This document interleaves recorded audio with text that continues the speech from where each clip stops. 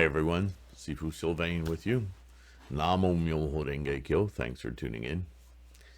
The camera looks much better. Camera was a little bit wonky.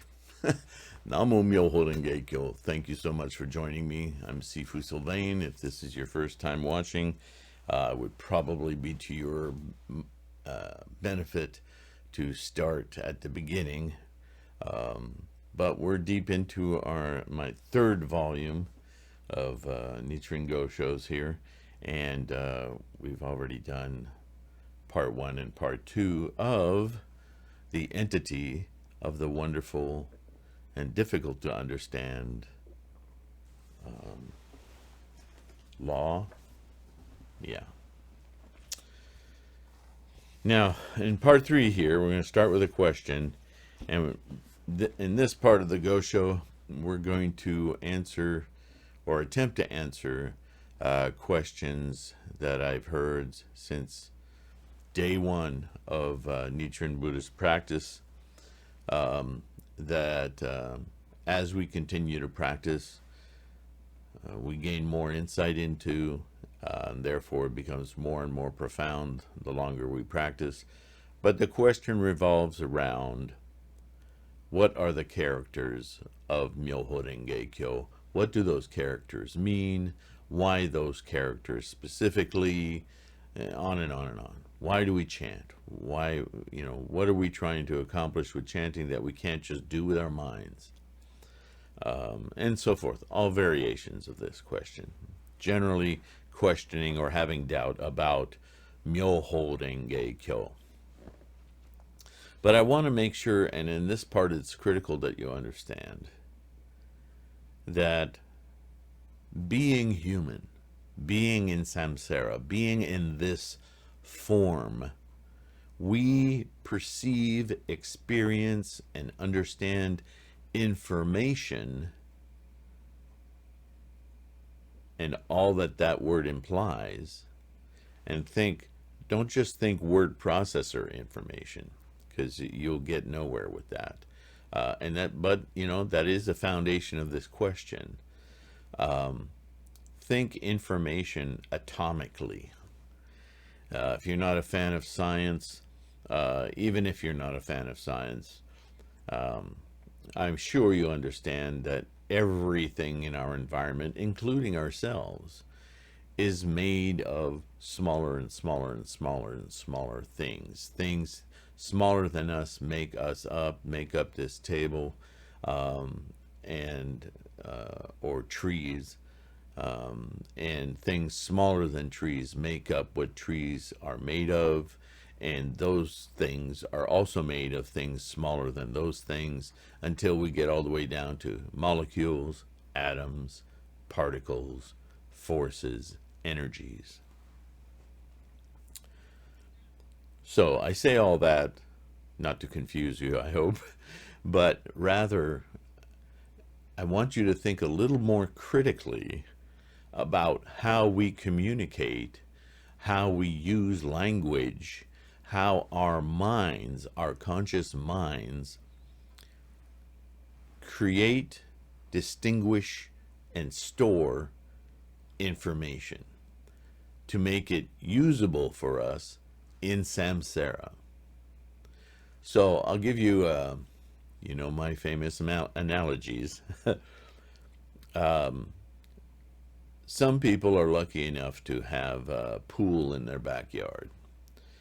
But for some of us, that pool in the backyard is basically a lake or a broad stream or river. Somehow or other, most humans have the experience of immersing themselves in water, even if it's just in a bathtub. But let's go with the pool example, just because. It's a body of water. Let's just say body of water. Forget pool. Body of water. And you've never experienced the body of water, save drinking water. That's the only reference point you have for body of water, immersing yourself in water. You'd probably be pretty stinky, but just go along with the analogy for me. um, so I could spend a lot of time telling you about what it feels like to be immersed in water. I could talk about it being refreshing. I could talk about it being cleansing. I could talk about it being always cooler than your body temperature. And we could do a deep dive into temperature all the way into heat transfer and what actually happens. Is the water colder than you? Perhaps, but why do you feel it colder than you? Because the heat from your body transfers to heat the water around it, everything looking for stability or balance. And by heat leaving your body, you experience feeling cooler. So you can say it's because the water's cooler, but in essence, the reason you feel the water being cooler is because it's withdrawing the heat from your own body, and your own body then senses, hey, heat is escaping, I feel cold, right? And you see how we can dig deep into every sensation of what it is to be immersed in water. This is like the provisional teachings of Buddhism. There's a tremendous amount of dissection in tracing how the human mind works and how it might compare to the Buddha mind. But you don't know the Buddha mind. You can only trace what your mind is doing, the human mind is doing, okay? Until we get to the Lotus Sutra. So I take you by the hand and I walk you out back to a nice large body of water, and I say, enter it with me. Let's go into the water. And now all that data, all that information, instantly or very quickly subsides after it makes all its relationships and goes, oh, that, oh, that, oh, that. Now that you know how to describe something you've never actually experienced, that knowledge helps you feel comfortable and knowledgeable and a sense of accomplished realization. But even without all that information, entering the water will change the way you feel and think about immersion in water. With the teachings, you have a sense of knowing. Without the teachings, you have a sense of perhaps shock, perhaps an intermittent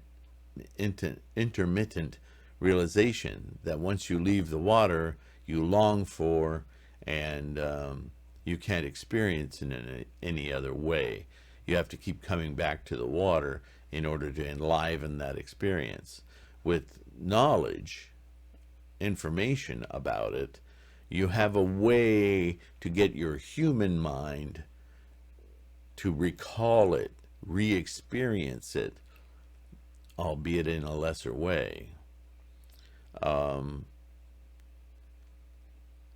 This is like Myoho Renge Kyo. And so, as we've already introduced in part 2, the idea of metaphor versus actuality. And in this case, the actuality is given the label of law. And the law is this moment when, in our human mind, we actually manifest or realize our Buddha mind. We don't lose our human mind. We simply get expeditiously past its barrage, its gauntlet of questions and doubts, and we simply experience Buddha mind. As long as we stay in Buddha mind, we are expediently surmounting our human mind. And when we stop being in Buddha mind, we slowly feed back into the layers of information in our human mind. The more we can retain from the Buddha mind into our day-to-day a samsaric experience, the more our samsaric experience is quelled. It's not as overpowering. It's not as demanding. It's not as attached. And only through regular, constant rebathing, re-invoking our Buddha mind do we slowly navigate our human mind more and more toward what we know is the Buddha mind experience. In fact, even if we're in our human mind, samsara, we can see with the Buddha mind what we normally would not integrate into our human mind samsaric thinking. Does that make sense? So what we're going to read in part 3 here is an explanation from the mid-13th or early 13th century by Nichiren that this has been talked about since long ago, but it's still to this day a matter of doubt and confusion in people as to why do we need to chant? What does it mean to chant? What purpose does it have? And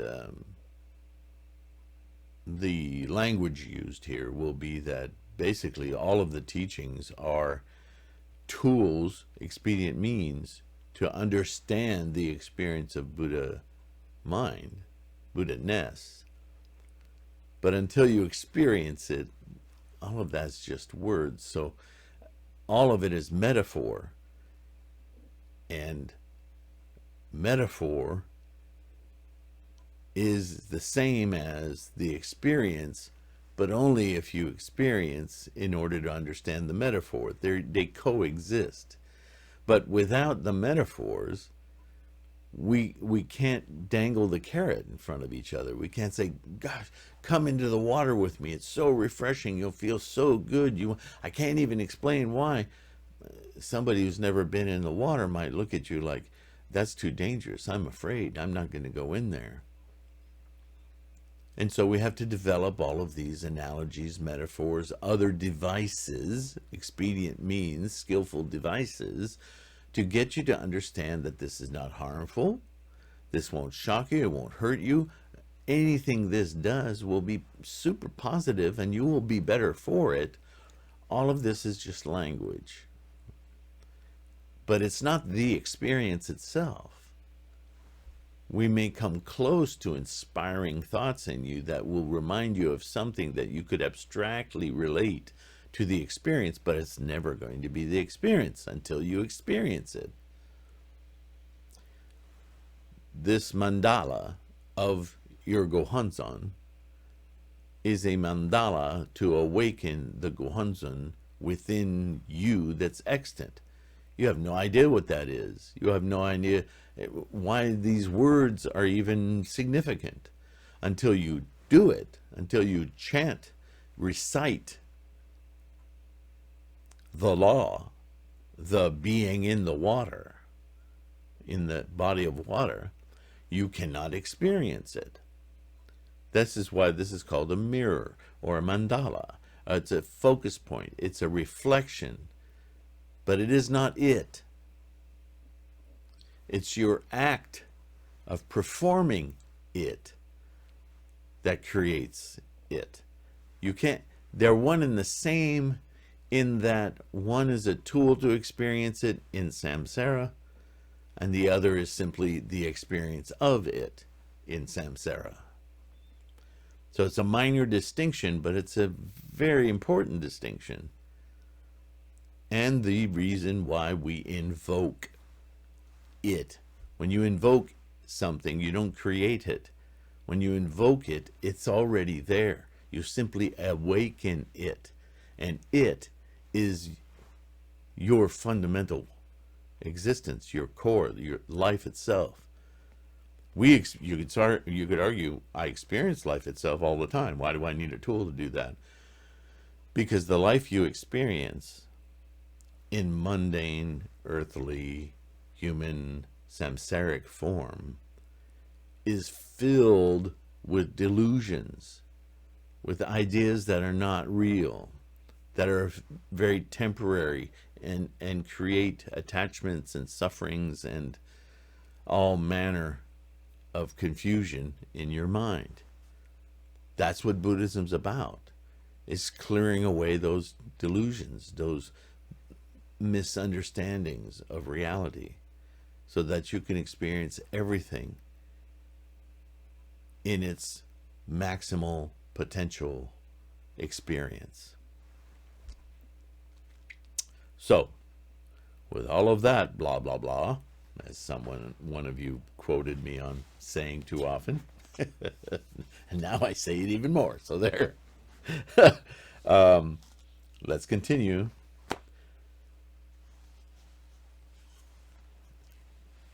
I debate sometimes whether or not this is a go show that I should point early students of Buddhism to, just because of this question. But you never know. I see all of this now from 40 years of practice. I don't know how I would see it with 1 week under my belt, right? Question, Nichiren continues. How do we know that these two interpretations can be used, and that the title can be taken as both the entity and the metaphor? When the great teacher Nanhui explained the 5 characters Myoho Renge Kyo, he said, quote, Myo indicates that all living beings are myo, or wonderful and difficult to understand. Well, that's pretty self-evident, isn't it? We're all wonderful and difficult to understand. Ho indicates that all living beings are ho, or the law.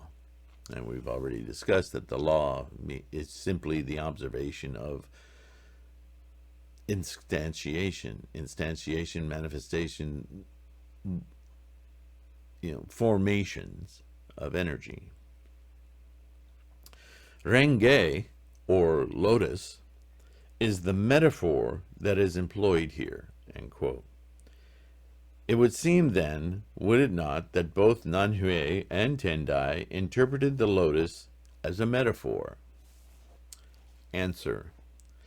Nanhui's interpretation is like that of Tendai's. While it is not entirely clear from the sutras that there can be 2 interpretations, that is, taking the lotus as both entity and metaphor, Nanhui and Tendai discern these 2 meanings through the treatises of Vasubandhu and Nagarjuna.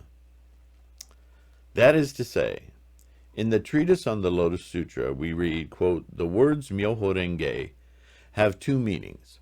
First, they signify the lotus that appears on the surface of the water. The way in which the lotus emerges from the muddy water is used as a metaphor to explain that when the Thus Come One joins the multitude of listeners, seats himself on a lotus in the same manner as the various Bodhisattvas, and expounds on the unsurpassed wisdom of the Thus Come One and on the enlightened state of purity, the various voice hearers hearing this are able to obtain the secret storehouse of the Thus Come One. Now, all of that, again, is expedient means derived from the Lotus Sutra itself to explain the transition from the metaphor of invoking the Daimoku to the experience of the law, the experience of, I hate this word, but it's accurate here, transcending human mind to awaken and experience the Buddha mind. The 2 coexist. You have to remember that they're not separate things. They're only separate because of our human mind's limitations. But the Buddha mind's already there. You're just not, you're not consciously using it, but it is at work. Second, the words Myoho Renge signify the lotus opening up. This is a metaphor explaining that ordinary beings, though exposed to the Mahayana teachings, are timid and fearful in mind, and incapable of taking resolute mind and conviction in them.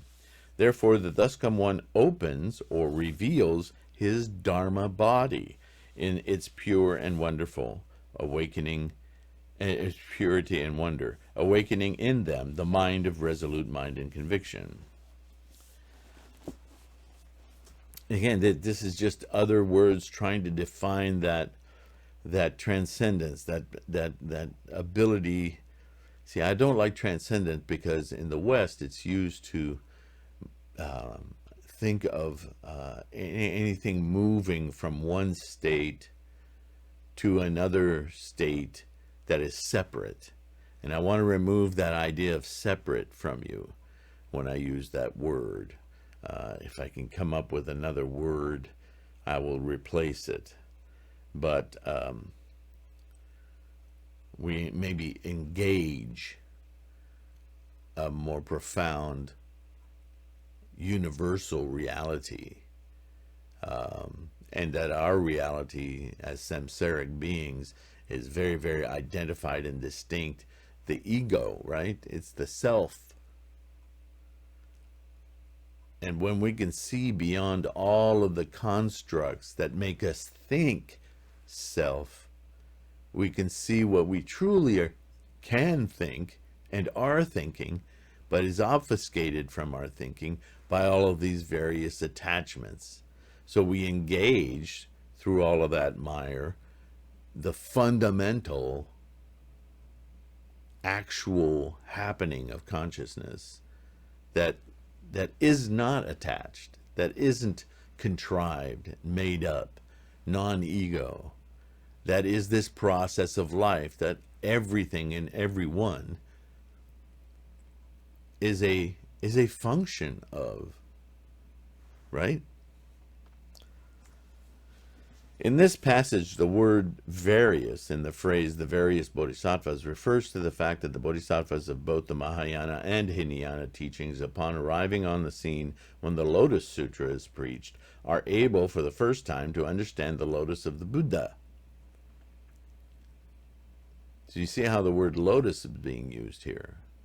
It's saying a flower is a flower, but the flower you perceive as a bodhisattva is different than the flower you perceive as a Buddha, let alone the flower that you and I perceive when we walk down to a river and go, wow, isn't that pretty? That's our human consciousness looking at that flower with all of its various attachments and judgments and so on and so forth. But that same lotus, as seen through Buddha, has a very different construct, a different realization. I know difficult to understand isn't a big enough statement. If for no other reason than this plethora of words to try to define something that is easily achievable by anyone, but having some idea what we're looking for is so necessary to us humans that we won't even bother to look if we don't have a preconceived idea of what it might be. That's what he just was saying, is that where was it?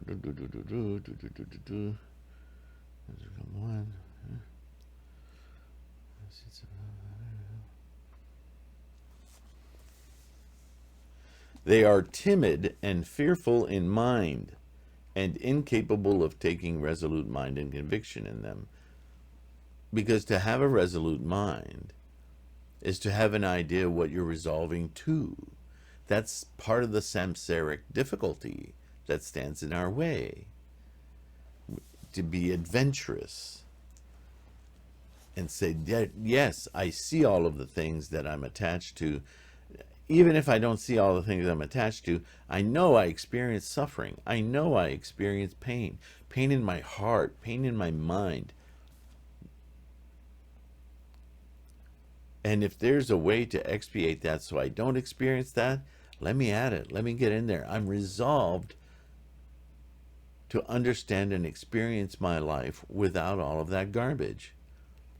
It's hard. It's hard because you don't have a clear idea what that would be like.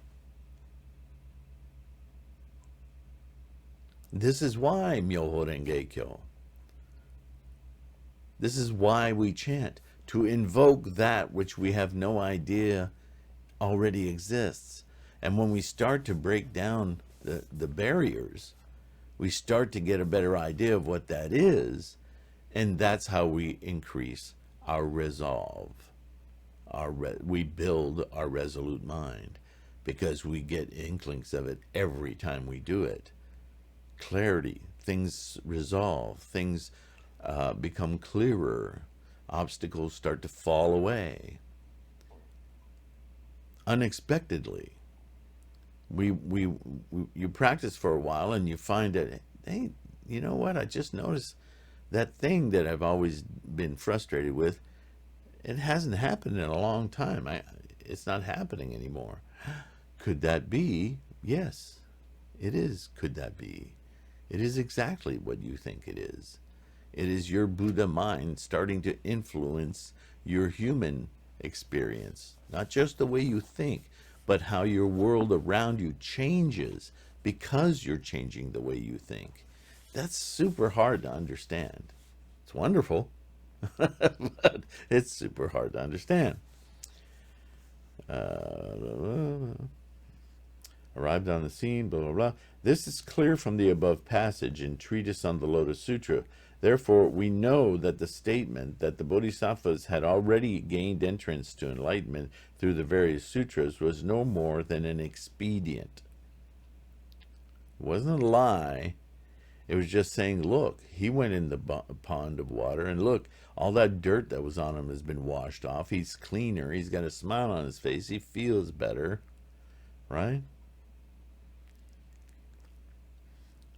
That doesn't mean that he fully understands being immersed in the water. It's just proof that what I'm talking about is translatable to human experience. It's not fanciful other. Tendai explains this passage of, and this is Nichiren again for those listening on the podcast, I apologize. Tendai explains this passage of treatise on the Lotus Sutra as follows. Quote, if we are to explain the meaning of the treatise, one would say that when the Duskam One causes ordinary beings to see the Dharma body in its purity and wonder, he is showing them the lotus that opens through a wonderful and difficult to understand cause. And when the Duskam One enters the multitude of listeners and seats himself on a lotus, he is indicating that the land produced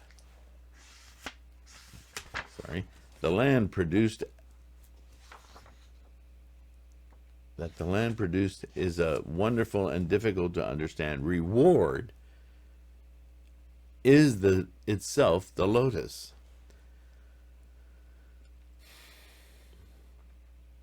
Again, language is, and this is a translation, but I think you can see that what Tendai was saying here was that that entering this invocation, this law, this Myoho Renge Kyo, this practice of chanting Namu Myoho Renge Kyo, without, there was no Gohonzon at that time, so there was just the idea of entering this transcendental, this emergent. Is it emergent? That invoking this Buddha mind was itself the process, or the label, lotus. Not that it's a lotus flower, but the idea, the metaphor of the lotus is a description of what it actually is, and therefore you could call it the lotus, but it's Buddha mind, it's Buddha-ness. So we're playing with language here, and it can be confusing, and I may be making it more confusing. If so, I apologize, but let me go on, and maybe it'll be more clear.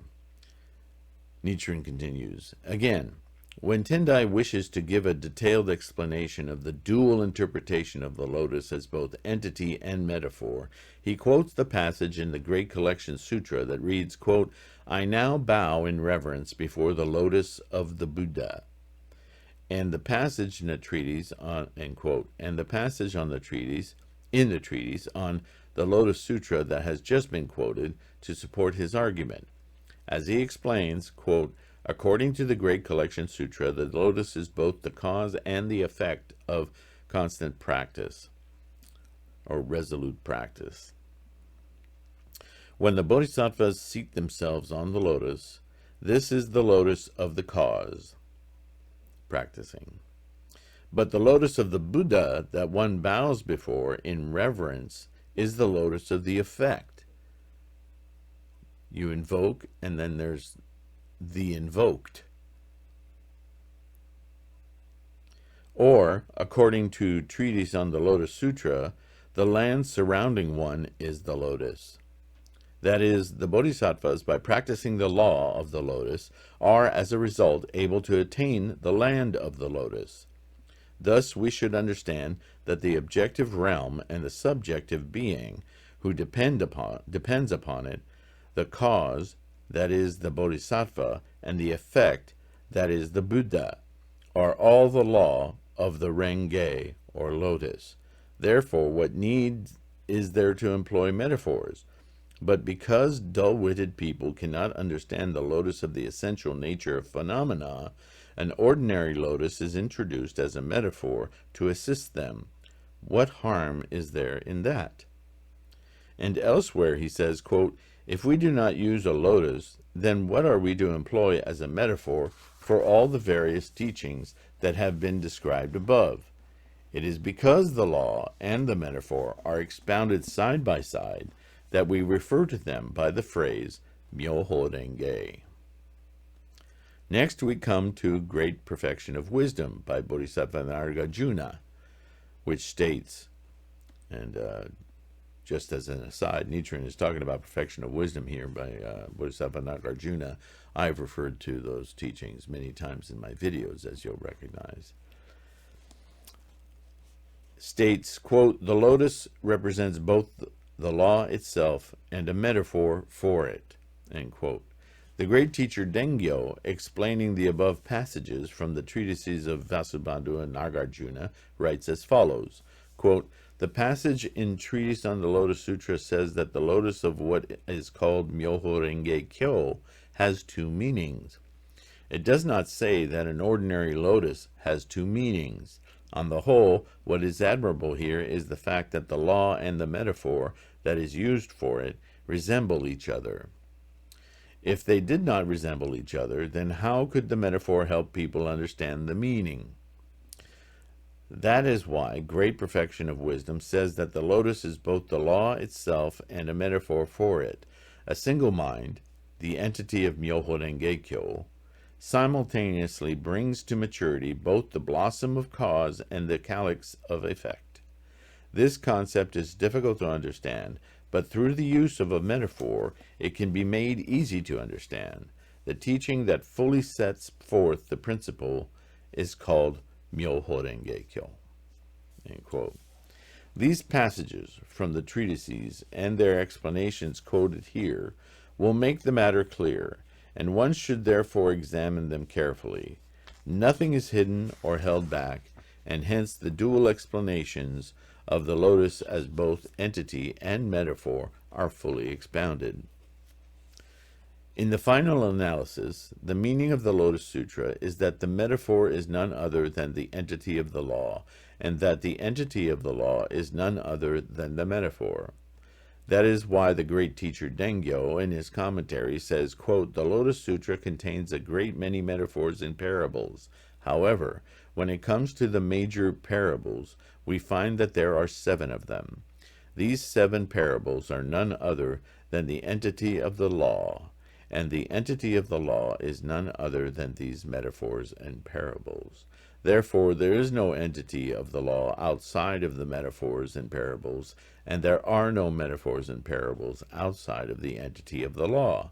In other words, The entity of the law refers to the entity of the truth, of the essential nature of phenomena, while the metaphors and parables represent the entity of the wonderful and difficult to understand law as manifested in actual phenomena. Whew. The manifestations are none other than the entity of the truth, and the entity of the truth is none other than the manifestations. Therefore, it can be said that the law and its metaphors constitute a single entity. This is why the passages from the treatises and the annotations by the Tendai school all explain the lotus as both the law itself and a metaphor for it. This passage is perfectly clear in meaning, and therefore I need say nothing further. Whew. Okay. Well, I agree, but I do recognize that I agree as a result of many, many, many years of study and practice. So I'm at a loss right now at what I could add to this, just as Nichiren here is saying, pretty much says it all. I don't need to add anything to it. But we're not in the 13th century anymore, and some of you may very well have want some kind of clarification, or I ask that you chant upon it, that you think about it, this teaching, and you chant through it. And if after chanting a good bit of Daimoku, I suspect that just after trying to ingest this Gosho, you'll have many insights. I really think this is an important, very important Gosho. And I would like to see some validation of that from you guys. So tell me, digest it, take your time, read it for yourself. And if there are lingering confusions, put them in the comments. If you achieved some wonderful aha moment or insight, share. Let us know. I want to hear from you guys. I respect your practice. I respect you guys so much. Those of you who are on my Patreon list, and those of you who are not, who somehow find the opportunity to send me financial support or supplies, you keep this podcast going.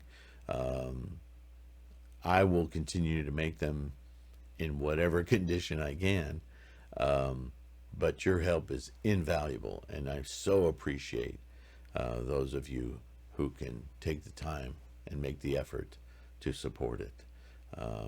Jay, John, every time I want to name them, I should write these down and put them on a screen or something. Just know that I resist doing that, because there's a lot of you who cannot afford financial support, but you follow my videos and you make comments, and I know your practice is strong. So I want to laud you guys as well. But we live in a capitalist world. So anyway, thank you very much. I'm not sure if part 4 is going to delve any deeper into this. It sounds like Nichiren answered the question. So I'm looking forward, as you are, as to how this Gosho goes on. But I will see you then. In the meantime, take care of your health. Namo Myoho Renge Kyo. Stay strong in your practice. That's always the answer, isn't it? Take care. Bye.